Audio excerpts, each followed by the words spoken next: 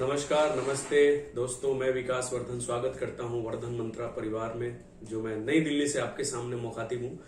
और आज का जो मेरा सेशन है ये संबंधित है कि एनसीईआरटी जो किताबें हम सिविल सेवा परीक्षा की तैयारी में लेवल 1 से करते हैं, तो जो एनसीईआरटी की बीच बच्चों के बीच में ये सबसे बड़ा द्वंद्व होता है कि ओल्ड एनसीईआरटी पढ़नी है या फिर नई एनसीईआरटी पढ़नी है। और ये एनसीईआरटी राज्य स्तरीय परीक्षा से लेकर संघ लोक सेवा आयोग तक के परीक्षाओं के लिए, प्रारंभिक परीक्षा और मुख्य परीक्षाओं के लिए पढ़ते हैं। और इसका विशेष लाभ साक्षात्कार में भी, इंटरव्यू में भी मिलता है।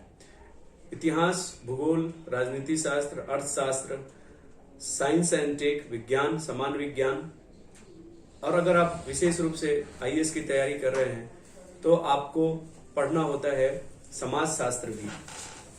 तो मैं आपको आज एक नए विषय से मैं इस तरह की 5 सेशन लूंगा और हर सेशन में आपके साथ ये चर्चा करूंगा कि कौन सी बुक 6 to 12 हमें पढ़नी है, पुरानी वाली, और कौन सी नई वाली।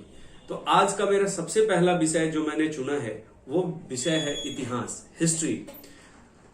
हिस्ट्री से मैं 6th क्लास से 12th क्लास तक की मैं दोनों पुस्तकें आपको दिखाऊंगा और बताऊंगा कि कौन सी हमें पुस्तक ज्यादा एडवांटेज है।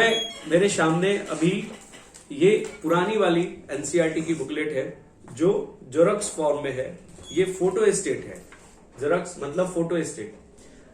ये सारी की सारी बुकलेट जो है 9 बुकलेट हैं और ये पुरानी वाली है। मेरे पास नई वाली बुकलेट्स हैं, ये आप पुस्तकों के शक्ल में देख रहे हैं, ये नई है। और इसका कितना महत्व है हमारे संघ लोक सेवा आयोग परीक्षा में या राज्य स्तरीय लोक सेवा आयोग के लेवल 1 की तैयारी में। सबसे पहले मैं आपको पुरानी वाली किताबें दिखाता हूं। ये प्राचीन भारत, ये इसे लिखा है, ये एनसीईआरटी की किताबें हैं। इसे रोमिला थापर जी ने लिखा है, जो दिल्ली विश्वविद्यालय की काफी प्रसिद्ध दक्षिणापंथी मानी जाती हैं। और इन्होंने बेहतरीन लिखावट के साथ, मतलब इनके कंटेंट आप देख सकते हो, आदि मानव से ये शुरू होता है और इसमें पिक्चर्स भी बनाए गए हैं। तो 6th क्लास के लिए ये पुस्तक पुरानी वाली सबसे अच्छी है। और इसकी आप देख लो, जो यहाँ मुझे दिल्ली में मिलता है, जहां से मैं लेता हूं, महाजनपद के हैं और भी सारे हैं, ये बेस्ट है। इसकी प्रिंटिंग भी अच्छी है और इसकी कंटेंट भी अच्छे हैं। तो ये आप पुरानी वाली लेंगे। फिर आते हैं 7वीं क्लास में मध्यकालीन भारत, जिसके फिर से वंस अगेन इसको लिखा है रोमिला थापर जी ने। और ये मध्य भारत के इतिहास के बारे में बताया गया है, अरब वासियों से संपर्क के बारे में है। और फिर उसके बाद दक्षिण भारतीय प्राचीन धर्म और वहां के शासकों के बारे में इसमें चर्चा की गई है। तो फिर लास्ट में मुगलों और यूरोप वासियों का भारत आगमन के बारे में आप देख सकते हो। फिर यही किताब हम जब नई पुस्तक से देखते हैं तो हमारे अतीत 7वीं के लिए, तो इसमें एक्चुअली सब किताबें जो हैं बनाई तो गई हैं बच्चों के लिए, 6th 7th 8th के बच्चों के लिए, बट मोस्ट ऑफ पीसीएस या आईएएस के किताबों में जो प्रश्नों में ये पुरानी वाली का ही पूछा जाता है, तो पुरानी वाली ही पढ़े। मैं आपको बता दूं, फिर आधुनिक भारत जो है अर्जुन देव, इंदिरा अर्जुन देव ने लिखा है, ये भी पुरानी वाली आपके लिए बेहतर है। जो बेहतर है वही बता रहा हूं। फिर सभ्यता की कहानी, ये 9th क्लास की एनसीईआरटी की है। ये फिर से एनसीईआरटी की है और इसमें काफी कुछ कंटेंट लिखा गया है जो आपके मेंस और प्रीलिम्स में क्वेश्चन आते हैं। तो ये भी आप एक स्टेट पीसीएस का मेंस तक आप इससे लिख सकते हैं, कंटेंट इसका ले सकते हैं। फिर सभ्यता की कहानी 10, ये भी उसको साम्राज्यवाद और उपनिवेशवाद, ये विश्व इतिहास से रिलेट करके बनाया गया है। विश्व इतिहास के भी यूपीएससी में और स्टेट पीसीएस में प्रश्न आते हैं।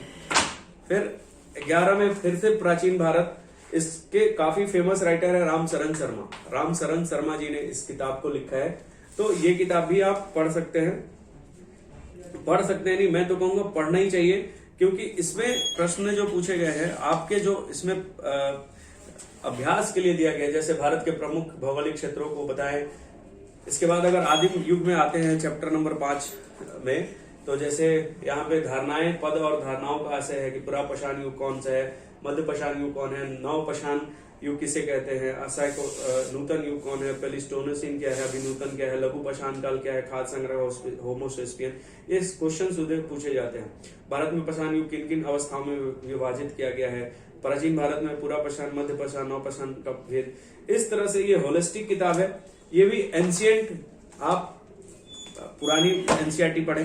फिर मध्यकाल सतीश चंद्रा की है, ये भी आप एंशियंट मतलब पुरानी एनसीईआरटी ही पढ़े। फिर विपिन चंद्रा काफी फेमस है, आपके आंसर राइटिंग में भी, पीसीएस में भी काफी कुछ इसमें लिखा हुआ है, तो आप भी ये पुरानी किताब भी पढ़े। और समकालीन विश्व इतिहास जो 12वीं में अर्जुन देव इंद्र जी का है, ये भाग 2 है, ये भी अच्छी किताब है। इसके अतिरिक्त एक और किताब आप पढ़ सकते हैं, भाग 1 भारतीय कला का परिचय, जो आप लक्ष्मीकांत टाटा मैकग्रा हिल की पढ़ते हैं, उससे बेहतर ये किताब है।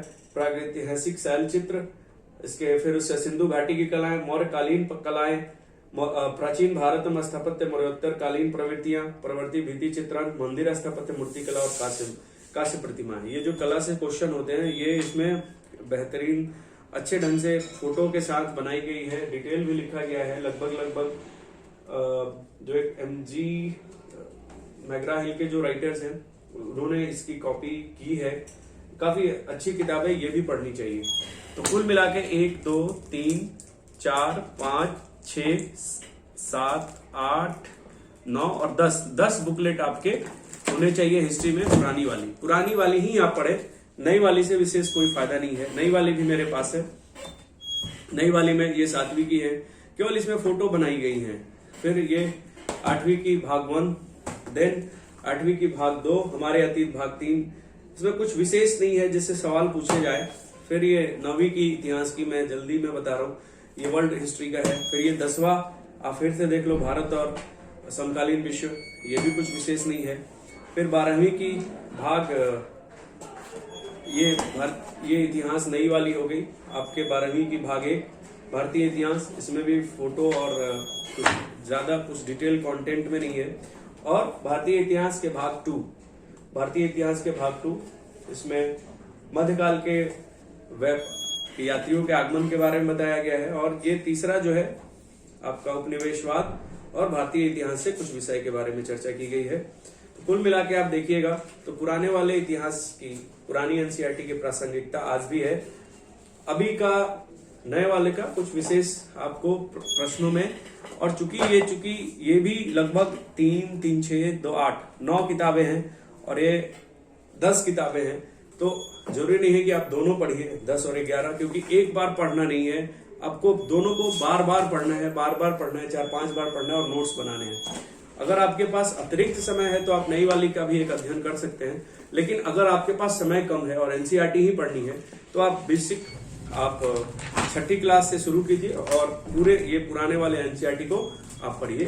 राइट, मैं फिर से एक बार दिखा देता हूँ। विपिन चंद्रा आपके आधुनिक भारत के, मध्यकालीन भारत के आपके सतीश चंद्रा, और रामशरण शर्मा प्राचीन भारत 11th क्लास, सभ्यता की कहानी 10th क्लास, सभ्यता की कहानी 9th क्लास। राइट, फिर आधुनिक भारत अर्जुन देव 8वीं क्लास, मध्यकालीन 7वीं, और ये प्राचीन भारत 6th क्लास।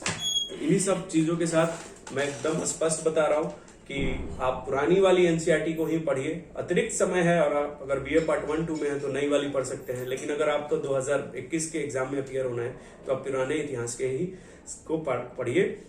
आज के सेशन में मैं इतिहास विषय के साथ था, अपने अगले सेशन में मैं ज्योग्राफी भूगोल के साथ रहूंगा। नए और पुराने एनसीईआरटी कौन कौन से बुकलेट पढ़नी है उसको बताने के लिए। तो आगे भी हमारे साथ जुड़े रहिए नए एनसीईआरटी के बारे में जानने के लिए, और अपने समय का सदुपयोग कीजिए, क्योंकि समय सीमित है और किताबें बहुत सारी हैं। किताबें छांटना अगर आपने सीख लिया तो मैं समझता हूं कि आपको सफल होने का आधा रास्ता आपने यहीं पे तय कर लिया, और बाद बाकी जो भी पढ़ना होता है उसे बार बार पढ़ना होता है। ये पढ़ने का सबसे कठोर और कड़ा नियम है। आज के लिए इतना ही। मैं विकास वर्धन फिर से आप सभी का आभार व्यक्त करता हूं कि आपने अपना कीमती वक्त देके ये वीडियो देखा है।